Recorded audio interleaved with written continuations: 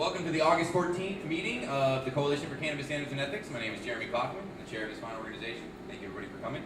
I'm going to jump right into it. We got a really busy day. I'm going to kind of go over what we've done over the last couple weeks since the last meeting. We had a board member summit. There was a big summit held in Denver. Let's see, we have Lucy Sievers here from the Department of Ag, which is really, really cool. I'm really excited about that. And then a bunch of announcements. So let's see, the board member summit, just to catch everybody up. The board got together last Thursday for 7 hours, and what we did, this is our 4th year running with this organization. The new board came in about 6 months ago and was basically trying to play catch up with the old verbiage and the bylaws. The CCSE started as a coalition really when there was no regulation. Now we have regulation, there's a lot of other things going on, so we really wanted to make sure that we were doing our appropriate job of representing professional cannabis, both medical and 502, and that meant a relook at the bylaws. So we went through them, changed a bunch of stuff, and in the next open meeting, which is 2 weeks from now on the 28th, we will be handing those out. Everybody will get those via email here in the next couple of days, and we can vote on those as a committee next week. Next big thing, is this working for everybody? Can you see me? Okay, I used to have a mic in my face. Just talking. Let's see. Oh, one of the other things that came out of that summit was something that was really, really interesting that I'm really excited about. We're trying to do an inter-organizational summit in late November, early December. So that basically means pulling all the other cannabis organizations in to do one large statewide summit. There's AMP, NCIA, I'm sure everybody here knows of a host of 3 or 4 other organizations that are all kind of working on similar things. The reality for the cannabis industry is that we have to be uniform. So our goal is that every organization has their own facet, their own pieces, but we all need to be on the same page. This legislative session coming up in January is pivotal. One of the biggest issues for the cannabis industry in the last 100 years has been the fact that we've been infighting, and this is our goal right now. So we are looking for volunteers. If you have bandwidth to help us organize this event, it's going to be very labor intensive. We're working on developing funds, getting members from other organizations to join in. If you're interested in helping us work on that, see Laura after the meeting, and you can sign up and say a little bit more about it. Let's see. I'm going to do subcommittee updates. We have 3 subcommittees up and running right now. We have medical, I-502, and processors, but I'm actually going to do that after Lucy comes up, so I give her as much time as she needs. So we'll give a round of applause for Lucy Sievers. She is the Department of Ag Food Safety Program Manager. Thank you. And it gives me time to get back to Olympia, so appreciate being here. My name is Lucy Sievers. I work for the Washington State. I can't hear you back. Yeah, can you just go up closer to you? I work for the Washington State Department of Agriculture, and within the I can come. Does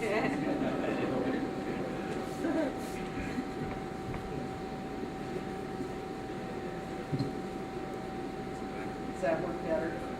Okay, great. Listen to your face. I work for the Washington State Department of Agriculture, and within the Department of Agriculture, we have the food safety program. Within the food safety program, we do food processing inspections for such as bakeries, the salsa makers, dairies, any bakeries, any kind of food processing, seafood, lots of that. We also inspect and regulate the dairy plants, dairy farms, warehouses, egg processing facilities, cottage food, which came here a couple of years ago, so we had something new to deal with, and I think we've successfully got them off the ground. That's where they can make things in their home kitchen. Normally, under our regulations, you have to have a dedicated food processing facility, and that's what you're going to be leading also. So that's who I am, and that's what we do. I brought today several handouts, which I have up front here. I think, yeah, please get some. I'm going to be talking about your facility requirements and the scope of edible products that you can make at this point in time. The jurisdiction is with the Liquor Control Board. They've contracted with the Food Safety Program at WSDA to do the food safety inspections. We're not calling it food at this point. We call them marijuana-infused edibles. And there is a food safety component to it.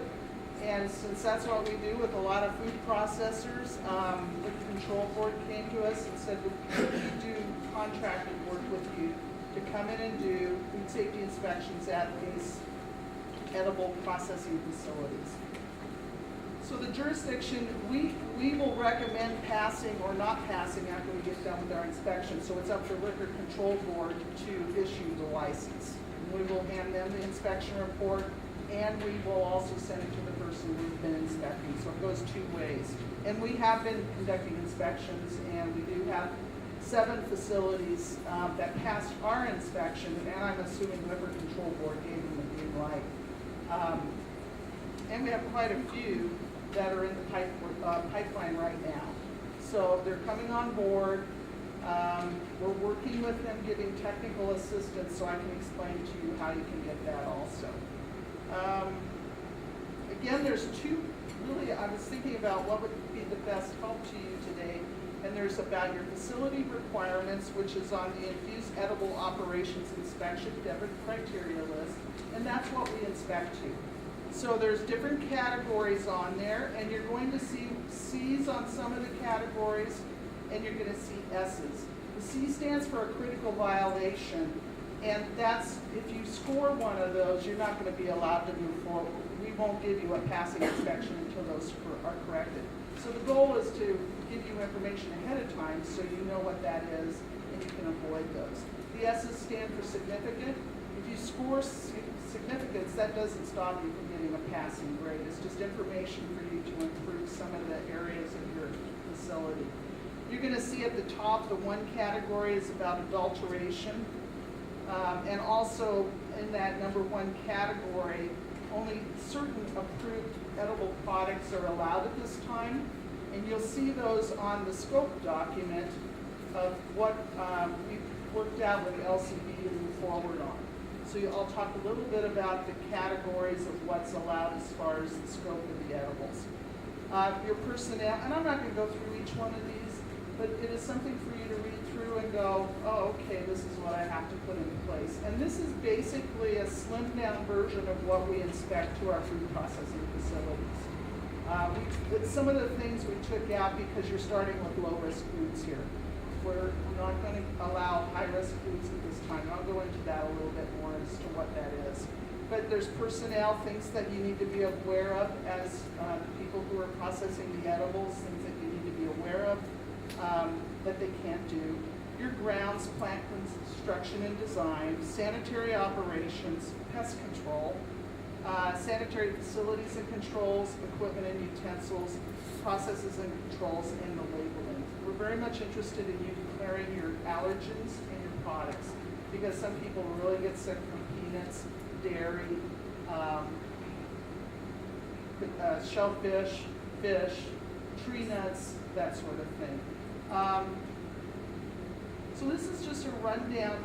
You're going to need a facility. You cannot use the corner of your warehouse. We had some folks that were trying to do that before we got to them and gave them technical assistance. You want an enclosed room where you're going to be making, for example, your brownies or your gummy candies or things like that. So that's 4 walls. It's got to be easily cleanable. No carpeting on the floor. You want a floor that, like this, is not going to be allowed. But you'll want things like tile or brick or linoleum. You don't have to get super expensive. You can use a linoleum. You can use nothing is commercial grade either when we inspect. You can use home-style refrigerators, home-style stoves. You do not need a commercial refrigerator. You don't need the huge vents. You just want to think about in terms of what kind of condensation am I going to put into this room, because I don't want water dripping on from the ceiling. So a kitchen vent could work just fine. Regular microwaves, a regular stove. We allow that in our food processing inspections. So we're perfectly comfortable with it being in the edible world also. So you don't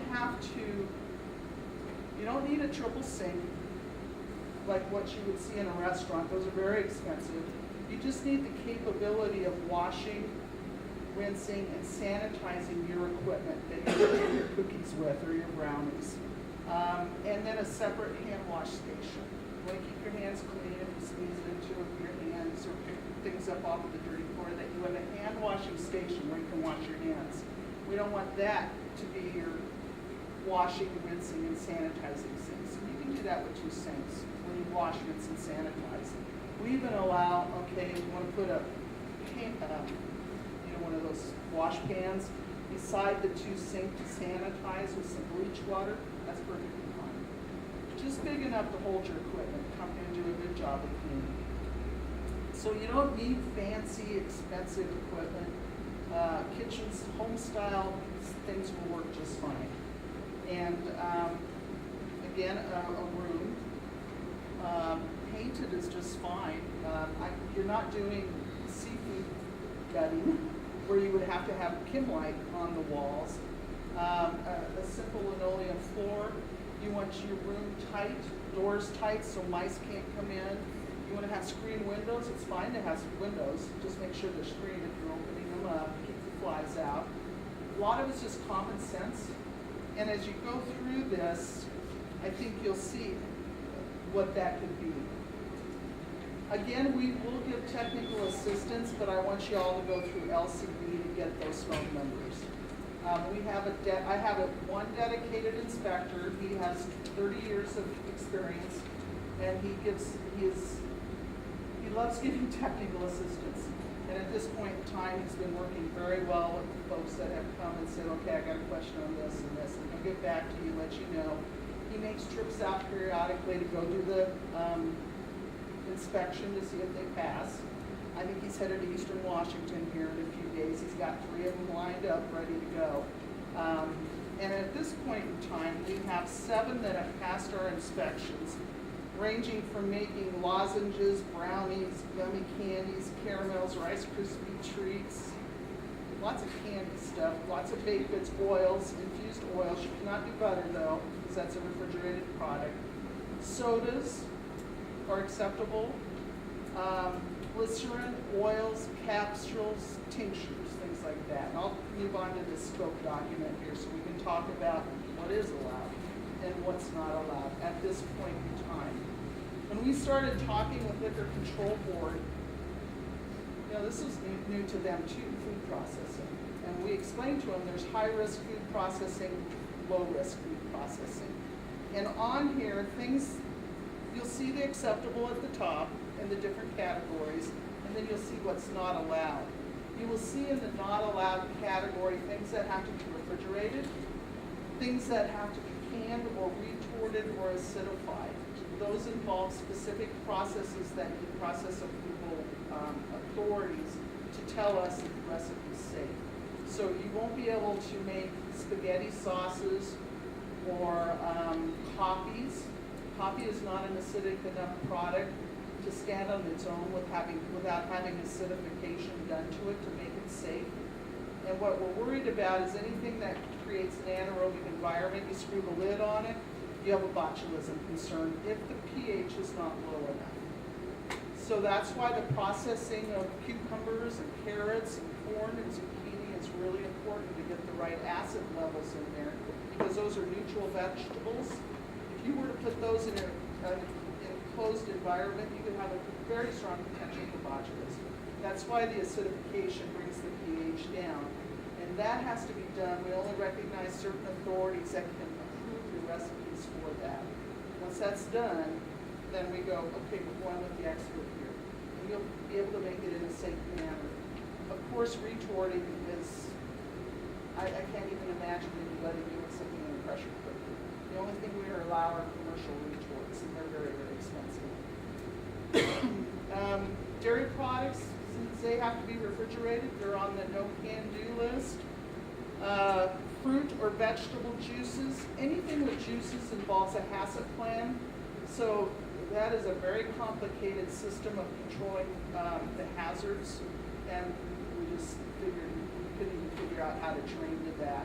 It's a very complicated process that juice people have to go through to manufacture their products. Fruit and vegetable butters. I'm going to talk about what's allowed in the jam and jelly world. I'll come back to that. Pumpkin pies, custard pies, anything that contains egg, that's a refrigerated product. So you can't do those either. What you can do, and we have them split into categories, are the baked goods. And we have a definition of what that is. cooked in an oven as opposed to the top of the stove, microwave or grill, and we've defined that. For example, cookies, brownies, fruit pies. You don't have to refrigerate a fruit pie because it's so acid with the cherries or the strawberries or whatever in there. Candy, all kinds of different candies. You can do stovetop, in the oven. Rice Krispie treats, hard or gummy candies, molten chocolates, coated nuts, granola bars. Those are just examples. There's a whole bunch of other things out there. Beverages. Flavored water, like vitamin-style waters, carbonated beverages like sodas, lemonade-type beverages. Lemonade's acid, so that's going to be a safe product when you make a lemonade-type beverage. Carbonated sodas are injected with carbamic acid, that's the soda in there. That makes the product very acid. So we'll go with sodas. The vinegar and oil category, the only thing you can put in these oils or vinegars is the THC itself. You cannot put in vegetables, baked leaves of things, because those are low acid vegetables, and you put them into an anaerobic environment like oil, you have a botulism concern. So the only thing, you have some kind of oil that maybe you want to put on your salad, I'm not sure what they use it for, you can infuse the THC only into that. So you can make those things. You can make dry mixes. Tea, somebody talked to us about tea, and we said that's fine. Soup mix, seasonings. And then the last category, jams and nut butters, honey, and syrups. You can make all of those. And if you're going to make a jam or jelly, you have to follow the Code of Federal Regulation, which is 150. And I'm not going to go into that. There's a standardized way you make a strawberry jam. And it's about getting the right amounts of sugar in there. And, of course, they're acid fruits. That it's going to be a safely up product, but you have to follow the Code of Federal Regulation when you make those. We'll give technical assistance if anybody ever wants to do that. But so far we haven't been asked. I think it's a really hard process, and there's easier things for people who infuse their THC into. So that's a breakdown of the categories. Lots of things here you can do. Again, we have 7 firms that have put together their facility. There was one that he had his warehouse where he was keeping his packaging material, and I think also the extraction equipment was in this warehouse. And he was trying to just do the processing in a corner. And we said, you have to enclose that. We didn't get to him early enough to help him to understand what a proper facility is. He did get some walls up, and he did enclose it, but it was a problem. It was messing with his cameras and his security system. And as I understand, there's a lot of rules from LCB about the cameras. I'm not an expert on that part, but he says that's going to mess up my surveillance system. And man, this guy's put so much money into this. How can we work this with him? Because we didn't talk to him soon enough. But we eventually figured it out. He got it. He's into business now with the improved products. The important thing is for you to get technical assistance ahead of time. Talk to LCB, get on the radar screen with them, and they will send you to our to my inspector who's doing all the work in this area. And he will call you back. LCB will send an email to him and say, these people want to get some technical assistance. And he's really super busy right now, but he's doing a really good job of getting back within 3 or 4 days. So he logs it onto a spreadsheet where we keep everything, and he will get back to you and talk you through your questions and help you in that way. So, any questions on the facility, the scope? Yes, no. On the tinctures, is there going to be allowed alcohol and glycerin base? You better ask. Tincture. I don't know. I think LCB has to ask that question, and I would ask them directly. And then on the vinegars and oils, I understand the reason why you wouldn't want herbs or any vegetables or anything put in there, but can you inject flavors like a peppermint oil or a milk flavor? I would would say yes, but talk to the gentleman's name who is conducting the edible inspections. His name is Walter Strong. He's our 30-year pro, and you'll eventually speak with him. LCB, he'll turn you over to him. And things like that, I'm going to say yes, and I'm pretty sure a lot of times Walter and I will talk it over and go, yeah, that fits into the scope, and that's a safe product. And I'm thinking it is, because peppermint oil, the oils do not have the water or the nutrients to support a botulism growth. That's why the oils themselves are safe. But if you throw a piece of garlic in there, the botulism spores are in the environment. They can be on the garlic, and they drop into this, and you haven't acidified the garlic by itself. It's a neutral vegetable. You drop it into oil, screw the lid on. If there's a botulism spore on it, you have potentially botulism problems there. And it's about these low-acid vegetables.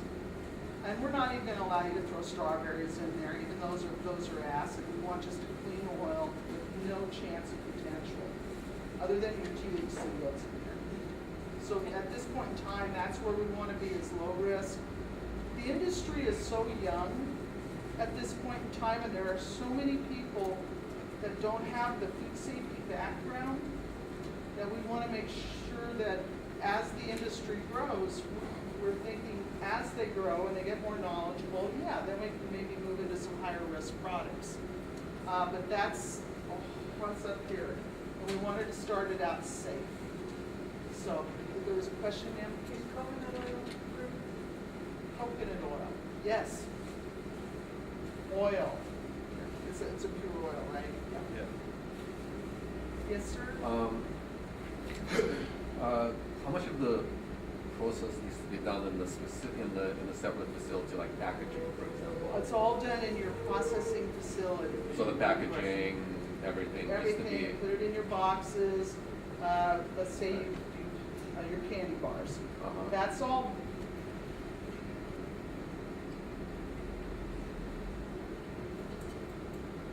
That's what happens in the food world, and I want to say that's what should happen in the edible world. So yeah, you want to think about your facility. Once it's in those boxes, they can go sit in your warehouse. Because of what you have the outside of the package, which if you package that in an unclean environment, that's going to go into people's homes with maybe the outside of the packaging contaminated in some manner. Once you have it in the box, then it's into your warehouse, and you stack it on your pallets. Your warehouse should be kept clean, though. You should sweep it. It doesn't have to. It can still be raw wood, like your rafters. But you want to keep your warehouses clean. Don't let the rodents in, and you can store your products in your warehouse then. Yes, sir. Sort of a common sense question, Yep. but on the oils, pardon me, and it says no infusions other than THC. Does that mean THC meaning basically cannabis extracts in their entirety, not just that one cannabinoid? Not sure. I've never seen THC oil, but Well, what I'm getting at is THC is only one cannabinoid out of like 60 or more that are unique to this plant. You're basically adding the plant essence. You're adding a lot more. Anything you're deriving from the cannabis plant it's in oil form. Okay, gotcha. So it can be plant extracts, not specific THC. Exactly. Yeah. Common sense told me that, but clarification. Yes. Okay, yes. So in that sense too, then, if people do like glycerin or tincture soak, so they put the cannabis in it and let it soak for 90 days, that wouldn't be allowed in this new process. The leaves themselves. They actually take the bud itself and they put it in a product and let it sit for 90 days, and that's how they do their extraction. But you have an acidified, cannabis would be a low acid, I'll say vegetable. Yeah. It's a low acid plant, like the leaves of the cucumber plants, or it's low, the pH of that's gonna be neutral. That's just a very common process in our industry, so I just Well, wanted no, it's the clarification TH, and on- I didn't do understand that, but I'm yeah. sure that I needed to be able to answer that question. We would not license that. That's a recipe for danger, because you're having that vegetable parts that could have the spores on them. That's where botulism spores are in the environment. You put it in an anaerobic environment. Yeah. Just to clarify, I think after the process of saturating and sitting there, and then it actually gets filtered through and separated from the oil. So different tinctures or different oils will sit soaking with cannabis for a determined amount of time, and then actually be filtered away from that, and then you just have the oil left. So the oil is actually infused in that method, so you're not never actually would be sealing and selling something with the leaf matter. I think that will be okay, and because there was a question in Colorado about that, county health departments were concerned, I think, about that process. And I remember reading about it. We were going, wow, what do we do about this process? I would rather err on the side of safety, and yes, sir. And the thing I would add to that, unless you have a specific micron style filter, you're not going to pull spores and stuff out of it if they were present there. Okay, So like running it through a coffee filter doesn't pull that stuff out. That's the chemistry side of this, and you're getting beyond my expertise on that. So these chemists are going to That's a good technical question. Exactly. Okay. And that's not my expertise. I'd be careful in that area and bring that up to Liquor Control Board, because that needs to be discussed. I have not dealt with that in the food world. It may be safe, but we better do some research on that. Okay, any other questions? Cans, can't do's? Yes, sir. What opportunities are available to the street to work with ag to, as we know more and learn more, to move away from this degree of restriction on safety? You know, not that we don't care about safety. Right. Things like not being able to can. You know, I Right. understand. You know, in the food world, the food processing world, we only allow retorts that are commercial grade because of the safety. We do not allow home style retorts or the pressure cookers. So that's, you know, that's something that is such an important safeguard to making those products safe. I'm not saying we won't talk about it, but I'm wondering how we have an opportunity to. I'd started up with LCD because they are the one, we are only contracted at this point to do this level of food safety inspection. We've talked with them over the last 8 months, and this is what they're comfortable with at this time. And we told them until we can have, and we have to be comfortable too doing this. I'm sending inspectors in, and they're saying this is okay or not okay. We wanted to make sure that we had safe products to start, that people could be successful in making these products, low-risk products, get started and then explore as the future grows. We're not saying no to anything, but we have to be sure that the educational knowledge, and you know, some of these folks are food processors. There's a couple of the people that have passed the inspection. They came from the food processing world. They're extremely knowledgeable, and they know exactly what we're talking about, but they're starting out with the low-risk things. I'd say there's, yeah, it's open to discussion for the future through LCB. Because they've told us, they said there's people who are interested. We said, well, we need to talk some more about this because we need to develop a process authority list that you can go to where the people will approve your recipes. Some of the process authorities are kind of scared right now that we use in the food world because they have federal grants, they have federal money. They're going, well, how's this going to jeopardize my grant money? A lot of these authorities are at universities, and we even thought about that at the beginning. I have grants and contracts through FDA, but they've kind of said they leave us alone. We just won't take them into these places. They'll never be on their list for us to inspect. But they're kind of concerned too about that, but I think that can be worked out. There's associations, Northwest Food Processors Association and Seattle Products Association. They do process authority reviews. We recognize them as experts, and we've approached them and said, you know, maybe in the future, can you work in this world? So that's been introduced to them. I don't know if the WSU professors would do this. This is where they do the majority of the work for the small processors in the state for a very reasonable fee. I haven't heard if they're willing to take this on. They may be, but it's kind of new to them, and it's kind of like, ooh, what do we do? And they're worried, I think, about their federal grants and things. So, but I think there's hope for the future. Yeah. Yes. How stringent is the attachment to the recipes submitted, the recipes that are submitted for review of application? How top married is the facility to that recipe as you develop and learn along the way?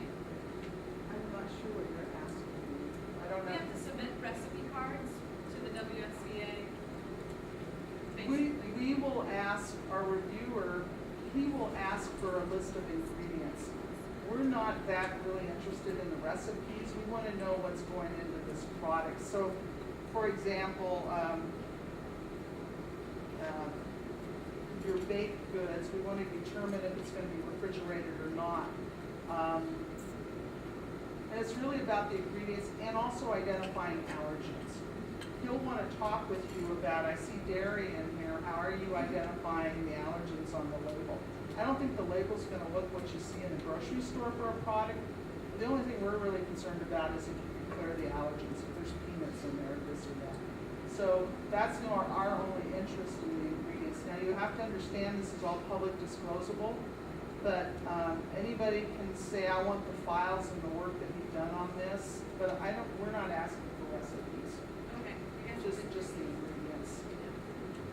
Yes. So are you saying that a full ingredients list doesn't have to be on these products? There has to be a proper label on it. I mean, for us, we'll do a label review and you'll have to put the ingredients, but we're primarily concerned about the identification of the allergens. So you'll want to put them in there on descending order, just like you would on a cookie package. Okay, Something great. you would see at the grocery store. Yep, good.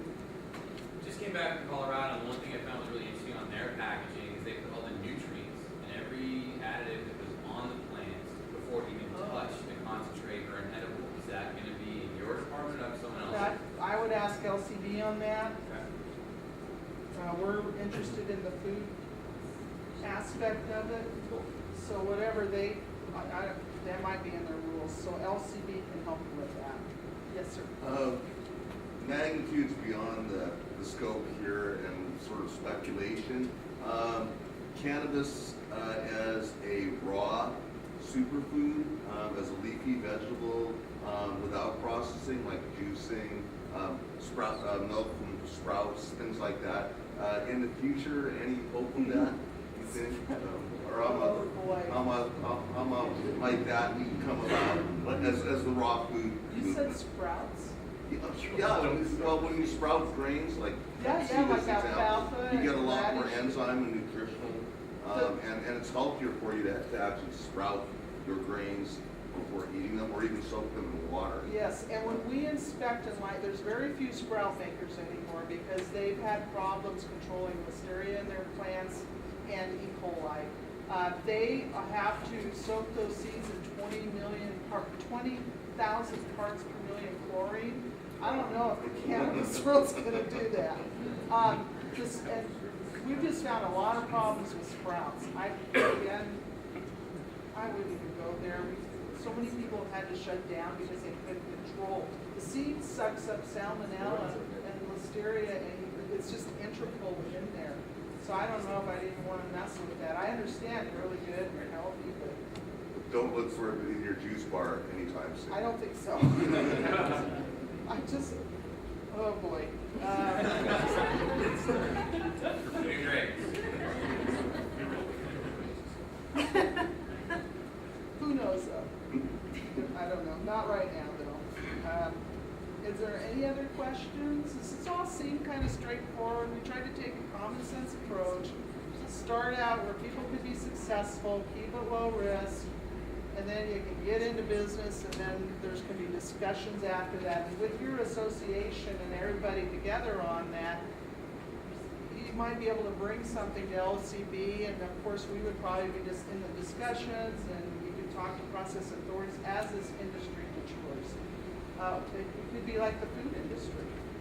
Maybe in 10 years you have the same kind of things that helps the food industry, helps the edible industry. And they're, of course, you're using a food-based thing to infuse your THC into yourself.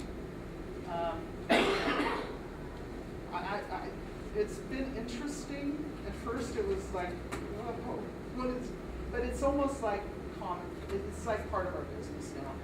And we just, we're here to help. Walter's enjoying the heck out of himself. He's reinvigorated, and he says, I'm having so much fun. Okay. He's a great technical assistant, and he loves the work he's doing, so he'll be very helpful to you. What was Walter's last name? Strong. Strong. Used to do food processing work in Pierce County and Southern King. He's a dairy expert. He used to work for Pierce County Health. He's one of our most experienced inspectors. And I wanted to start this program out, not with a bunch of people, 3 or 4 people in my department. I wanted one person to develop it. And so I said, Walter, you want something special here to finish your career out with? And he's loving it. He's loving it. And he's just a pro at it and understands the food processing world. And he likes getting technical assistance. So far, so good. Okay, so I would go to LCB. You know, they'll get on. You will get on their radar screen, and that's when they turn it over to Walter. So they'll send an email and say, this person needs technical assistance. So we would like to route it through them. And then a lot of times there's a license number already associated with the firm when they show up with Walter. But you can start early with LCB and talk to Walter. He's already been doing that with quite a few people. Yes, sir. Is there a minimum size requirement for an MIE kitchen? No.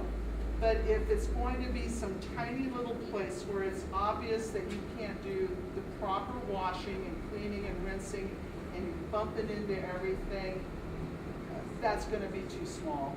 Maybe like a residential sized kitchen. I can see that working just fine, but that's a dedicated, let's say you have a house that you can dedicate to your business.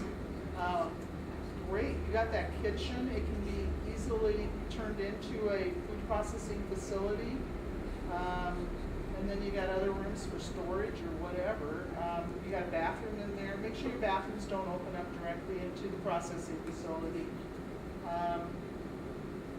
But yeah, you could take a house. I think somebody's already tried that. Walter's talked to them. They've got a house that they're not using, and so they want to convert it into this. Yep. The only thing I want to note for the house thing is you have to make sure the house is zoned commercially and that it meets the 1,000-foot rule. You're responsible for all the county things. All of those zoning and stuff, that's not our purview. So you'll want to be sure and work with whatever, be aware of whatever your zoning requirements are. But we will just be dealing with the edible facility. And then if the things have to be bagged inside the kitchen area, but once they're finished being properly put in their container, could they be labeled outside of the? That's a good question. Like we actually are in the process of converting a house that's in the light industrial area into a full processing center. So our intention would be we have plenty of space and a lot of the other processing aspects would be done. Like ideally labeling wouldn't need to be done in the kitchen. We could make that work. As long as your room is as good as your processing facility, let's say you want to take all your candy bars that you put into your childproof things and take them to another room, make sure that room is cleanable, that it's not raw wood, that you don't have carpet on the floor, just because you need the space. Make it like you did your kitchen, that you have covered lights, you don't want things shattering on everything, and you can spread into different rooms, but it's like, oh, I have to have the same criteria here. Once it's in the box for shipment, then you're into a warehouse situation. You don't need to have the painted walls. You don't need to have finished, I mean, if you had the 2x4 frames, that's fine. You just want to keep it clean, keep the cobwebs down, make sure pests can't get in, rodents, flies, birds, that sort of thing. But a finished wood floor would not count. A finished wood floor in a warehouse could possibly work, but not in your your edible processing room or your packaging room. Stick to linoleum, I don't know, cement works, a finished cement where you put like a varnish or whatever you do to finish cement so it's not porous anymore. Painted walls, that's fine. Give yourself plenty of ventilation. You know, a house would be perfect for that. You got bedrooms where you can do the label. What used to be bedrooms where you can do the labeling. Kind of move them on your cart into your room, your labeling room. Make sure the floor's linoleum or whatever, and painted walls, and there you go. Okay, thank you. Okay. Yes, sir. In that situation, I think the food was already packaged, and the question was, we now want to put a label on it. Does putting the label on a closed package have to be in a food grade facility? Or can that be where it's not a facility? Actually, In the food world, we want that, like that packaging to be done in your food processing facility or something similar. Once it's in the pallet, the box, and it's taped shut, then you can go into the warehouse. if it's not a box, if it's say a Mylar bag that is sealed, it may ultimately be boxed, but then each of those Mylar bags has to be labeled. Does that have to be done in a kitchen facility? I want to say no, that doesn't make common sense, but I want to talk to Walter. Because he and I have to be on the same page, and I'm going to take that back to him and say, hey, this is the question. What is your thought on it? I mean, common sense tells you the food's already in the bag. But you do want to have a room that's clean and doesn't have birds and this and that, and mice wandering around eating on the packages. And your outside premises are very important also. Keep the blackberry bushes down. Keep a perimeter around your house or your warehouse or facility, because you don't want mice in your facility. That is just totally insanitary.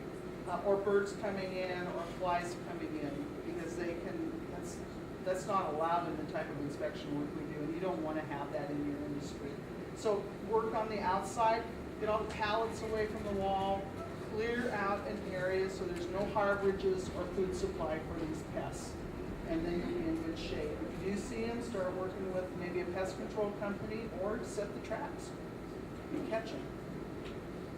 So that's important. In here, this is probably a perfect place for the mice and the rats and all of that, just because of the urban environment you're in. So you want to be sure and keep a good eye on that. That'll take your time doing that. Any other questions? Is this making sense from a common sense approach? Okay, that was the whole idea. You seem very simple. Yeah. Very simple. No, sensible. Okay, thank you very much. I'm going to head out then. All right. I got a bit of a drive back. I think you got all your connections. You got some stuff here for you to read, and good luck. Thank you. Okay, bye-bye. All right. Holy cow. Okay, so I kind of bombed through the rest of it. Once again, thank you, Lucy. That was amazing. I'm going to have Todd come up here in a second, talk about the FinCEN memo. Two things I want to kind of cover real fast are the subcommittee updates and the Cannabis Economy Summit that went down in Denver earlier this week. Our subcommittee is kind of funneling right into what Lucy said. Okay, I'm taller than she is.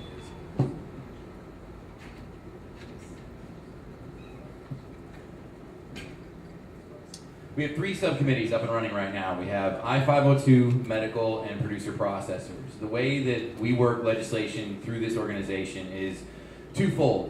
We are a democratic body, so nothing the CCSE can do without sanction from the full body. The way that it's worked over the last 3.5 years, we worked on the City of Seattle Cannabis Ordinance, 5073, and 502. The way that structure works, subcommittees meet at a different part of the week. Hopefully we can schedule it after these meetings and subsequent, because we're moving to a new space, which we'll talk about in a little bit. And that really creates draft legislation. The preliminary legislation, or the preliminary verbiage that comes out of these subcommittee meetings, whether it be for 502 or medical or producer processors, gets bumped up to the meeting, bumped up to the membership whole. Feedback is given, that goes back to the subcommittee meetings, and this goes back and forth over the next couple of months. The next session is in January. So the concept right now for us is to work on verbiage that goes directly into 502 or a new bill regulating medical, because we're working on both of those sides. So I encourage everybody to come to the subcommittee meetings. Unfortunately, the next ones have not been scheduled. I believe they will be after our meeting on the 28th. We just have to confirm that the space has been allocated. So right now, from what I'm seeing from the prelim verbiage that's coming out from the medical subcommittee meeting, is they are working to align medical with 502 to a certain extent.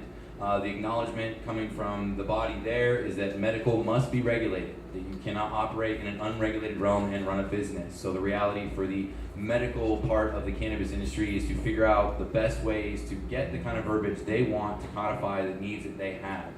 Preliminarily, right now, out of the medical subcommittee, they're looking at keeping medical producers and processors under the 502 structures and regulations to keep from having to open other boards to regulate, Department of Ag, Department of Health. It's a really hard ask right now. So being able to allow producers and processors that want to operate in the medical structure to find a way to conform to the regulations that basically go with 502 growers.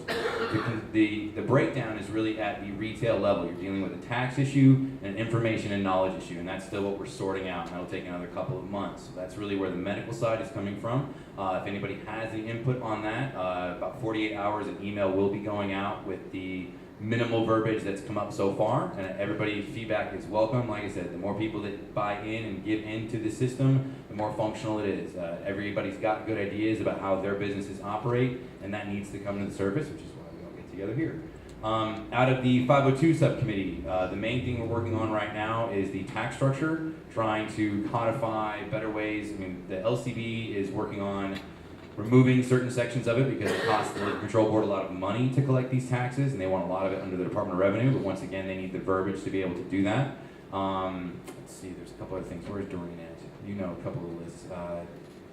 Besides the tax, you want to talk? Sure. Sweet, all right, Doreen's gonna come up and she'll give a 502 update. Thank you. Okay.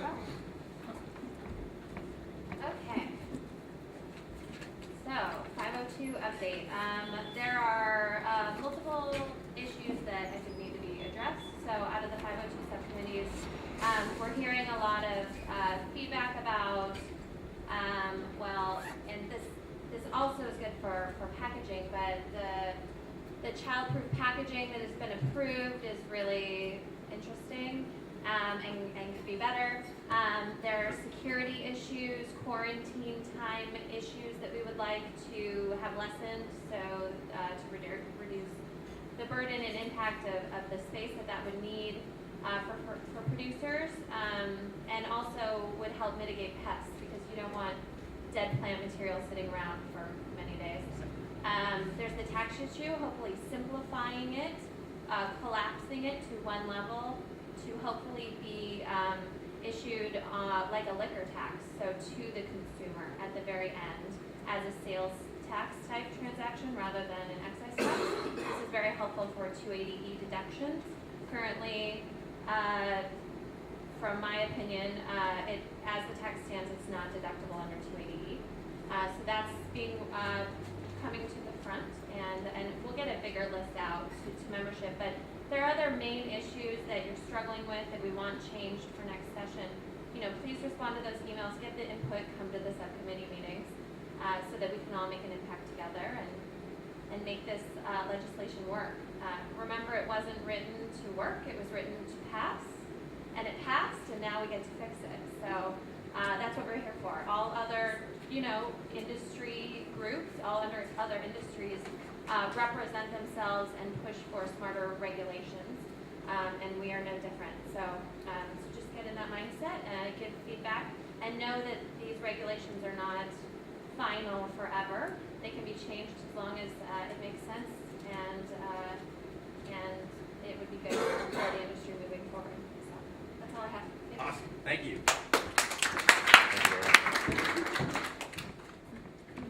Backing on what Doreen said, the CCSE over the next 30 days has meetings with the LCB, Senator Jeannie Cole-Wells, as well as Allison Holcomb. The reason we're doing this once again is to get input. As Doreen spoke, that this is how legislation works basically anywhere, that those legislators have a job to basically enact legislation, not to write it, not to vote on it. That is what we do here. We create legislation that governs our industry to make it easy for them to pass it and be able to make our lives easier by having good legislation in place. How that works, once again, is by coming to the subcommittees, giving us your feedback. None of us can do this on our own, and like I said, this really comes from the industry. Let's see, so we did subcommittees, producer processor subcommittee. Packaging is their biggest thing right now. Exit bags, the LCB is considering those, but that's a huge expense. Colorado charges $3 on average, $3 to $5 for their exit bags. It's an expense they pass on to the people, but once again, they're dealing with the tamper-proof, child-proof packaging issues, and once again, that's verbiage that needs to be clarified that we're trying to work on. Let's see. Oh, Todd, would you like to come up here? Thank you. Todd is our treasurer and resident CPA. Thank you. Hey! Woo! Woo! CPA! Hi. Hello. Can you hear me? Sorry, my Lean into the mic. Is this better? There you go, yeah. Sorry, I've got a bit of a cold, so I can barely hear out of this ear. So, you might have seen in the news there was an announcement recently from FinCEN, that's the Financial Crimes Enforcement Network. And it's just as a little history lesson, they're the ones that issued the guidance in February telling banks what they wanted to see, from banks, if banks could bank the industry. And I read the article, kind of went through, got a little bit more detail, and just want to share some information with you. The head of FinCEN, her name is Jennifer Shasky-Calvary. And they said right now there's about around 17 states and there's 105 banking institutions in 17 states that are now banking the industry. They didn't name who it was, they didn't name what states. And of those 105, that's way less than 1% of all the financial institutions in the country, obviously. And of those 105, they said those 105 institutions issued 502 of these marijuana limited suspicious activity reports, and that's the good one. That's the one that they're supposed to file if you're doing everything correctly. And then there were also, they said, an unknown amount of banks issued 123 marijuana priority, which meant that it was a marijuana business, medical or recreational, and it was violating one of the Cole Memo guidelines. And then there were 475 marijuana termination SARs, and that meant that essentially the banks said, we're shutting this bank account down and we're also telling FinCEN about it. So it's not a whole lot, but it's actually, I was surprised to hear that there was 105 institutions that were publicly, well, maybe not publicly, but at least to the IRS's eyes and FinCEN's eyes, they were actually indicating that they were working with the industry. Now, something to just keep in mind that I think is really important, that this was somewhat new to me, is that if you are lucky to get a bank account and the bank is going to be actively working with FinCEN and the IRS on this, first of all, know that they're going to file a suspicious activity report regardless, even if you're doing things correctly. And when they file a suspicious activity report, that database is accessible to pretty much any and all federal, state, local law enforcement and regulatory agencies. And one of the statistics that FinCEN mentioned is that in the last 6 months alone, and we're talking about the entire database of suspicious activity reports, not just marijuana ones, there were 350 different federal, state, local law enforcement and regulatory agencies that made over 1 million requests for that information into that database. So what that simply means is that even if you do get an account, everything should be 100% clean. You should be, standards and ethics, that's what we're about. And you shouldn't have a problem if you're doing everything correctly, but just know that just merely by the fact that you have a cannabis business that has a bank account means that your information is going to go into a database that law enforcement agencies can look at. So just keep that in mind. And that's really about it. That was I just wanted to kind of highlight that article and just go into a little bit more depth. And if anyone has any questions. Sweet. All right. Thank you. Thanks, Sure. One question down in the front. Are you recommending them to just wait on banking until? No, if you could get a bank account, I'd get it. Just make sure you run it. I just Super make sure. sneaky. I would just make sure you're obviously running it correctly, because there's nothing stopping a bank if they find out if they are not accepting cannabis businesses and they find out you are a cannabis business, they're going to still file these suspicious activity reports. So but if you could get a bank account, but it's just know that it's you're going to be, this is going into a database which is accessible by all law enforcement. What's the name of that report you're talking about? Does the bank hold it themselves, like a number? Oh, you mean the reports that are filed with the FinCEN, or? Well, the suspicious activity report. Yeah. Does that have a particular name besides that bank uses? What's, I'm sorry, I He's can't, I can asking if barely they call hear. it anything else besides a SAR. Is there something besides the SAR? No, does it have another title, or is that what you would look No, at? they're called like, they're just called like marijuana limit, they're actually called like marijuana limited SAR, or marijuana priority SAR, or marijuana termination SAR. Marijuana limited is the best. That's what you want. Marijuana priority you don't want. Marijuana termination, go. Win. So, all right. Cool. Thank you, Todd. Thanks, yeah.